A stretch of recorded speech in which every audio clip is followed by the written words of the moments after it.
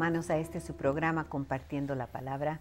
Soy Rosa María Henry con ustedes, como de costumbre, aquí cada semana para reflexionar sobre nuestras Santas Escrituras litúrgicas.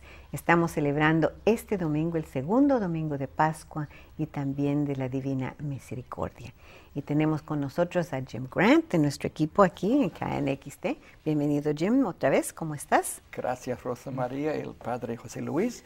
Es un placer estar otra vez así. No tengo esta dicha de estar con ustedes en español, pero es un placer para mí este año de hacer 3 programas seguidas.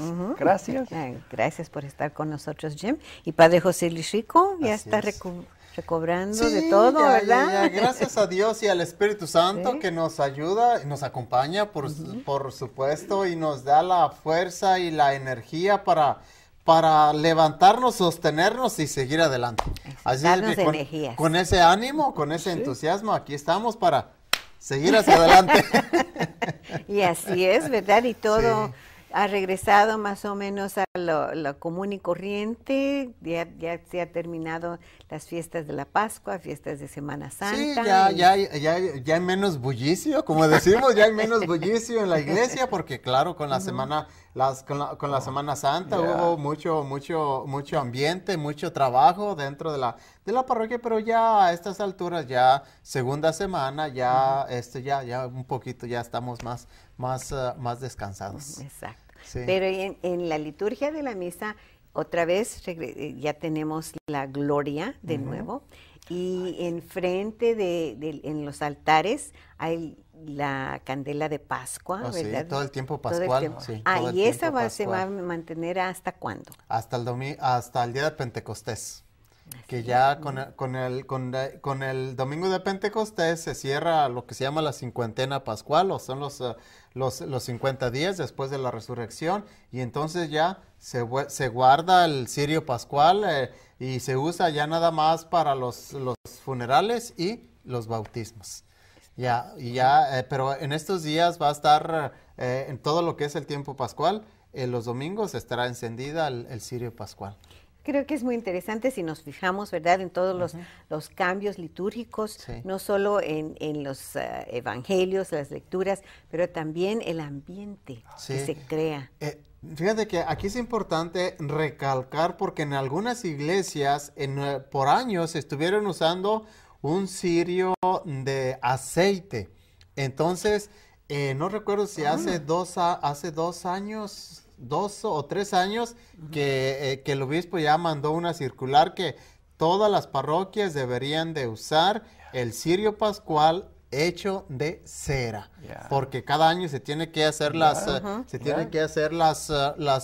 ritos de la bendición del cirio, el cirio pascual, ponerle los 5 clavitos y todo aquello, las tachuelas como le llamen, y es el que debe de estar usándose durante el tiempo, por supuesto, durante el tiempo de Pascua y durante el tiempo de cuando se enciende, que les decía, en funerales o en bautismos. Entonces, pues algunas parroquias usaban el de aceite, y es algo que qué bueno, porque se presta, litúrgicamente hay que darle formalidad a la liturgia. Entonces aclarar ese aspecto que ya todo, y si la gente ve la vela encendida, porque la gente tal vez no lo va a identificar con el nombre correcto del cirio pascual, y esa vela es el cirio pascual, y durante el tiempo de Pascua estará encendido enfrente del altar. Y significa que es la luz de Cristo resucitado.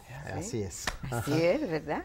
Una cosa muy interesante para nosotros, 40 días de Cuaresma, ya estamos bien, 40 días, todos saben que son 40, pero 50 días de Pascua es tan importante o más importante que los 40 de Cuaresma.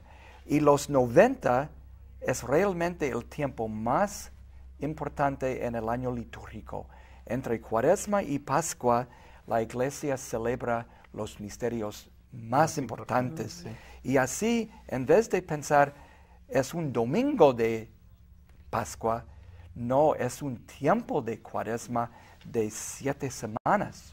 Y así estamos solamente comenzando la Pascua y no terminando la Pascua.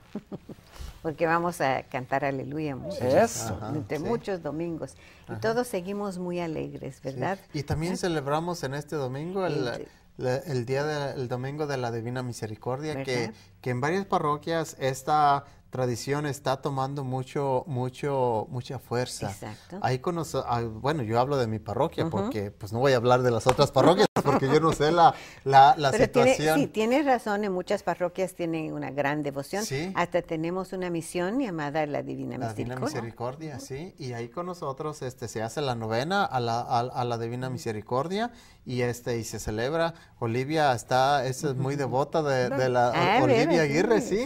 Es muy devota y se encarga de hacer, de repartir las oraciones para la novena y está al pendiente, está coordinando. Entonces es una devoción que se está guardando y se está tratando de transmitir año con año. Y también hacer referencia que en este domingo, segundo de Pascua, celebramos el Domingo de la Misericordia. Así también. Es que si hay personas que están interesadas, nosotros tenemos información o en las almacenes religiosos también, como Carter, y hay varios otros en el Valle que tienen los folletos, las novenas y la historia que yo pienso empezó en Polonia, ¿verdad? Con la hermana Faustina. Así que es una gran devoción y conocer la historia de esto. Hay un libro Sí, muy bonito, muy bonito. Yo pienso que para conocer más de la devoción es hacerse de ese libro porque narra muy bien los acontecimientos de cómo ella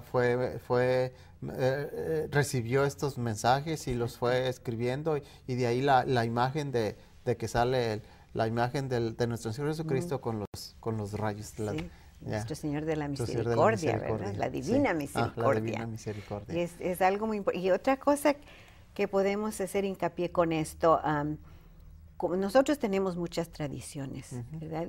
Y debemos saber por qué las hacemos. No debemos de hacerlos por solo costumbre. Estudiarlas un poco, como en este instante, saber la historia de la tradición. Sí, es que la tradición es parte de nuestra riqueza espiritual. Y una iglesia que no tiene tradición, pues dice uno, bueno, ¿cuál es, inclusive, pues casi nos vamos, ¿cuál es el origen? ¿Cuáles son tus costumbres? ¿Qué es lo que haces? No, pues no hacemos nada. Oye, entonces no tienes nada de tradición porque en nuestra iglesia católica mantiene y tratamos de rescatar lo más que se pueda las tradiciones que tal vez en nuestro país o en nuestra ciudad o en nuestro pueblo se hacen aquí por cuestión de que no podemos hacer todo, por cuestión a veces de seguridad, de aseguranza, de tiempo, si ustedes quieren, no se hace tantas cosas, pero sí tratar de rescatar ciertas tradiciones que sí las podemos hacer aquí, por nada más cuestión de organización. Exacto. Sí. Pues sin más, vamos a empezar con las lecturas de este domingo, el segundo domingo de Pascua. Y la primera lectura es del libro de los Hechos de los Apóstoles, el capítulo 5, versículos del 12 al 16. Antes de comenzar con los Hechos, hay que acordarles que Lucas, que escribió el tercer evangelio, también escribió los Hechos, y hay muchos temas que salen en el evangelio de Lucas y que también se ve otra vez fácilmente, claramente en los Hechos. Vamos a ver hoy. En aquellos días, los apóstoles realizaban muchas señales milagrosas y prodigios en medio del pueblo. Todos los creyentes solían reunirse por común acuerdo en el pórtico de Salomón. Los demás no se atrevían a juntárseles, aunque la gente les tenía en gran estima. El número de hombres y mujeres que creían en el Señor iba creciendo de día en día hasta el punto de que tenían que sacar en literas y camillas a los enfermos y ponerlos en las plazas para que cuando Pedro pasara, al menos su sombra cayera sobre ellos, alguno de ellos. Mucha gente de los alrededores acudía a Jerusalén, llevaban a los enfermos y a los atormentados por espíritus malignos y todos quedaban curados. palabra de Dios. Te alabamos, Señor. Señor. Exactamente como lo decía Jim en su comentario, Hechos de los Apóstoles recoge las primeras actividades de la iglesia primitiva, los primeros cristianos. Después de la resurrección de nuestro Señor Jesucristo, empezó la propagación, la divulgación o pues más que propagación de la buena nueva. Entonces, precisamente es lo que hemos escuchado el día de hoy en Hechos de los Apóstoles, porque si alguien quiere conocer cuáles fueron las actividades de la iglesia primitiva, es decir, los primeros cristianos, basta porque aquí en la primera lectura pues leemos nada más parrafitos, son nada más, son pasajes, pero si alguna persona está interesada en conocer más a fondo las actividades de la primera iglesia primitiva, los primeros cristianos, basta agarrar la Biblia y leer todo el libro de los Hechos de los Apóstoles, que efectivamente, como decía Jim, fue escrito por Lucas, que es el autor también, que es el autor del Evangelio también. Pero la actividad de los primeros cristianos motivaba y sobre todo sorprendía a los que no eran cristianos. Yeah. Porque decían, y hay un texto que quedó muy marcado, que un comentario que decían, que provenía por supuesto de los no cristianos, que decían, vean cómo se aman. Yeah. Porque empezó obviamente, pues eran poquitos los primeros cristianos, empezaron un estilo de vida muy diferente a como estaban acostumbrados a vivir una vida ordinaria. Nuestro Señor obviamente por eso juntó el grupo de los 12, instituyó a Pedro como cabeza de esos 12, y una vez que Él los dejó, una vez que Él ya no estaba con ellos, los apóstoles inmediatamente empezaron la misión, el trabajo, porque yo pienso que no les dio vacación. Después, yo pienso que a estos miren, se toman una semana de vacación y luego ya las vacaciones llegaron después ya para nosotros decir, ok, porque es necesario descansar también, ok. Pero los apóstoles inmediatamente se pusieron a trabajar en el trabajo de la misión de la evangelización. Y es precisamente lo que hemos leído en la primera lectura de Hechos de los Apóstoles. Esta fue una vida completamente diferente a lo que estaba acostumbrada la gente, porque estaban en un plan de vida que era sobrevivir, claro. ¿Verdad? Uh-huh. ¿Cómo vamos a alimentar a la familia? ¿De qué vamos a trabajar? ¿Qué hacemos? Uh-huh. ¿Cómo nos establecemos en la comunidad? No era un ambiente muy religioso, digamos, ¿verdad? ¿Es que era el comienzo? Por supuesto era el comienzo. Nuestro Señor y los apóstoles nos enseñaron otro modo de vida. Sí. Como dice usted, no ver cómo seguimos adelante encima de los demás, cómo nos ayudamos Exacto. Los unos a los otros a seguir adelante, cómo nos tomamos la mano para ayudarnos a seguir adelante. Porque fíjense que la predicación tiene que ir acompañada del testimonio. Mm. Hay una frase en latín que dice, las palabras convencen, el testimonio arrastra. Si de palabra a veces decimos, ay, qué bonito habla, ay, padre, qué bonito se expresa, ay, padre, qué bonito esto. No, pero mira, más importante sería que lo vivamos, porque los primeros cristianos así empezaron, dando ejemplo de palabra, pero sobre todo dando ejemplo con su testimonio, que eso es lo que precisamente motivaba, lo que llamaba mucho la atención a las personas que no se habían integrado todavía al grupo de los cristianos, que llamaba mucho la atención, sí, porque fue un estilo de vida muy diferente. Y como dice Hechos de los Apóstoles, cada día iba aumentando más el número de los cristianos. Y por supuesto, ya por tradición, ya es que nuestra iglesia la tradición tiene mucha fuerza y no es que no es que le demos más importancia a la tradición o a la palabra de Dios, sino que son pilares fundamentales de nuestra fe. La palabra de Dios, la tradición, porque ni podemos ser ni puros tradicionalistas, ni tampoco escrituristas, porque dejamos como que vamos cojeando nada más. No. Para caminar bien hay que ponernos en los dos pilares, que es Sagrada Escritura y la tradición, porque la tradición nos enriquece muchísimo. ¿Y por qué digo esto por tradición? Porque ya desde la primera iglesia primitiva, ya la gente tenía una impresión voy a lo de Pedro. Pedro dice, sus enfermos querían que aunque fuera la sombra los cubriera. Es algo que llama mucho la atención. Ya la gente se iba afianzando en una fe, en una costumbre, en una forma de vivir diferente. Ya. Y de ahí que nuestra iglesia esté enriquecida con imágenes, porque las imágenes enriquecen nuestra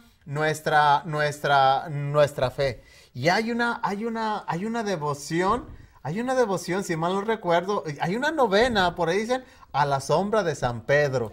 Sí, precisamente en base a este pasaje bíblico que hoy acabamos de escuchar, que la gente decía, aunque fuera que la sombra lo pasara. Exactamente. ¿Por qué? Porque es parte de nuestra fe. No es que seamos idólatras, no es que seamos, sí que estemos idolatrando a una persona. No. Pero nuestra fe es tan grande y tan importante que, claro, nuestra fe está puesta obviamente en nuestro Señor Jesucristo, pero también hay indicios y hay señales de que las personas, pues su forma de vivir, nos ayudan a crecer espiritualmente. Así es. Vamos a tomar una breve pausa y regresamos con el Evangelio de hoy. KNXT TV is proud to say thank you to all its viewers who have given their support for over 25 years. And only through your support is KNXT able to provide spiritual and informative programming. Please remember KNXT in your long-term support through wills, bequests, trust, and plan giving. Your gift is important to the future of Catholic television. Help preserve the strength of KNXT's message based on the teachings of Christ. Keep KNXT in your future plans. Ya regresamos, hermanos, y sigan con nosotros el Evangelio de este domingo, el Evangelio según San Juan, capítulo 20, versículos del 19 al 31. Al anochecer del día de la resurrección, estando cerradas las puertas de la casa donde se hallaban los discípulos por miedo a los judíos, se presentó Jesús en medio de ellos y les dijo: La paz esté con ustedes. Dicho esto, les mostró las manos y el costado. Cuando los discípulos vieron al Señor, se llenaron de alegría. De nuevo les dijo Jesús: La paz esté con ustedes. Como el Padre me ha enviado, así también los envío yo. Después de decir esto, sopló sobre ellos y les dijo: Reciban al Espíritu Santo. A los que les perdonen los pecados, les quedarán perdonados, y a los que no se los perdonen, les quedarán sin perdonar. Tomás, uno de los 12, a quien llamaban el gemelo, no estaba con ellos cuando vino Jesús, y los otros discípulos le decían: Hemos visto al Señor. Pero él les contestó: Si no veo en sus manos la señal de los clavos, y si no meto mi dedo en los agujeros de los clavos, y no meto mi mano en su costado, no creeré. 8 días después estaban reunidos los discípulos a puerta cerrada, y Tomás estaba con ellos. Jesús se presentó de nuevo en medio de ellos y les dijo: La paz esté con ustedes. Luego le dijo a Tomás: Aquí están mis manos, acerca tu dedo. Trae acá tu mano, métela en mi costado, y no sigas dudando, sino cree. Tomás le respondió: Señor mío y Dios mío. Jesús añadió: tú crees porque me has visto. Dichosos los que creen sin haber visto. Otras muchas señales milagrosas hizo Jesús en presencia de sus discípulos, pero no están escritas en este libro. Se escribieron estas para que ustedes crean que Jesús es el Mesías, el Hijo de Dios, y para que creyendo tenga vida en su nombre. Palabra del Señor. Gloria a ti, Señor Jesús. Yo creo que este segundo domingo de la Pascua deberían de haberle puesto el domingo de la incredulidad, porque es un tema de incredulidad, pero esa incredulidad, qué bueno que se dio este acontecimiento y fue uno de los apóstoles que dudó, que no creyó en la presencia en que nuestro Señor se les haya aparecido. Y volvemos a lo mismo que retomamos las ideas que en domingos anteriores estábamos comentando sobre la actitud de los apóstoles. Los apóstoles, obviamente, uno quisiera haberlos visto o tener puros ejemplos positivos de ellos.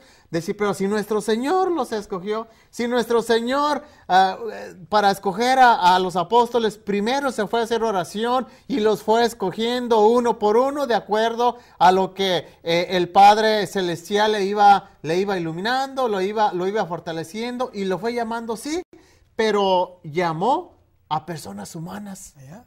Llamó a personas con debilidades, llamó a personas con limitaciones, y de ahí podemos entender, por ejemplo, la actitud de Pedro, que lo negó 3 veces, Yeah. la actitud de Judas, que fue el que lo traicionó, la actitud hoy, en este domingo, de Tomás, que dudó ante la presencia de nuestro Señor Jesucristo, que los demás le dijeron, hemos visto al Señor, se nos ha parecido. No, yo no creo hasta no haberlo visto.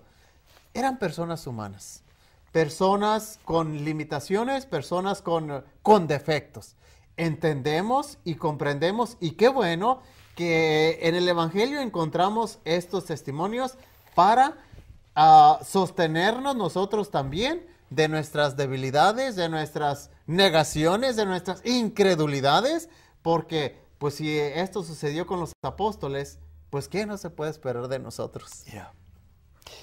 No importa. Lo interesante para mí, tratando de los hechos de los apóstoles que estamos leyendo cada domingo de la Pascua durante estas semanas, se pinta como un cuadro de la iglesia primitiva como perfecta, que la iglesia era, si es posible sea como ellos, sería bueno. Bueno, es interesante que hay pasajes que son como ideales y que presentan algo perfecto. Pero en otras partes de los hechos se ve bien la iglesia sufriendo y sabiendo que no estaba llegando a donde Jesús quería que llegaba. Así, mejor que tener ejemplos perfectos, mejor, como el Padre ha dicho, los ejemplos de hombres y mujeres débiles que sufren con sus problemas, que tratan de convertirse, que aceptan la gracia de Dios, que nos salva solo Él. Hay mucha más posibilidad para la iglesia, sabiendo que su historia también tiene momentos muy tristes, en vez de pensar, había un momento perfecto y hay que volver a este momento. Nunca había un momento perfecto. No. Yo creo que varias cosas aprendemos y sacamos de este evangelio. Como dice Jim precisamente, los primeros cristianos no iban caminando en un lecho de rosas. ¡Ay, todo bonito, todo perfecto! Ya el ser cristiano nos garantizaba una vida ya llena de beneficios. ¡No!